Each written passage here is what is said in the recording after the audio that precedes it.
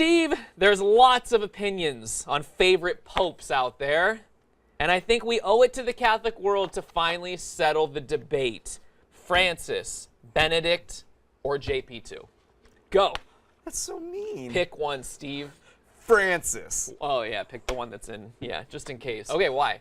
Because I love him so much. Why? That's not an answer. One, because his accent is the same as my grandpa's. Like, okay. Almost exactly. All right. So, like, All he right. sounds like my grandpa. I also like, because he actually gives me what I need. He's constantly, like, pushing you out the church door. He's like, cool, you went to Mass. Now go do something about it. Yes. And I need that. I'm actually, like, scared to read his most recent, like, big document because it's all about personal holiness. Yeah. And I'm, like, scared of what he's going to shake tell you me. up. It's going to shake me up. Yeah. So he gives me exactly what I spiritually need right now. First of all, Benedict XVI had the cutest accent, has the cutest accent. When he speaks English, have you heard him speak English in a big speech? It's very, very cute. It's so cute. JP2. Why? Because he's been the Pope the longest that I've been alive. That's true. And, I mean, come on. Watching him go through what he went through, that was pretty impressive. And I don't want to, like, detract from Benedict XVI because he, you know, felt the Holy Spirit calling him in this other direction, but it was pretty powerful. In our world, to watch somebody who was so frail, who kept getting up, kept going, kept pushing, and it kind of baffled the world. And I loved that. Yeah. Plus, JP2's stuff, you know what's great? Growing up with JP2, it's like, I love him, he's the greatest, he's so relatable. Then you grow up and you're like, I'm going to read some of the stuff he wrote. And you're like, it's like, woo, like right? so high up there. Okay, I'm going to defend Benedict just because. Yeah, let's get Okay, cool. Benedict gets a bad rap. He looks like Emperor Palpatine, and there's no way around it.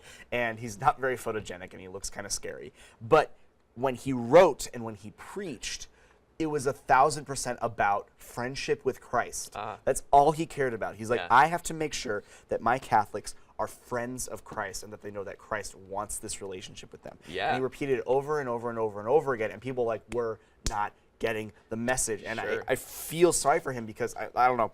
That's what I needed back then. He got pigeonholed into being, he's like the hardcore rough one. It happens to every pope. Yeah, so everyone gets pigeonholed. Really, the fix to, you know, to changing your image of the Pope is actually reading what they wrote. Yes. Or preached. And trying to hang with it. And yeah. Because they're all amazingly intelligent beyond my wildest imagination.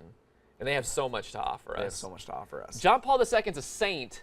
Yes. So I kind of feel like that puts him up above. Only because he's the only dead one. True. But we're canonizing people faster and faster these days. That's true. You never know. You're a saint. I'm alive and here. Your story checks out. We You're a got you. saint. Okay. The accent's so cute. You're in. Don't worry about it.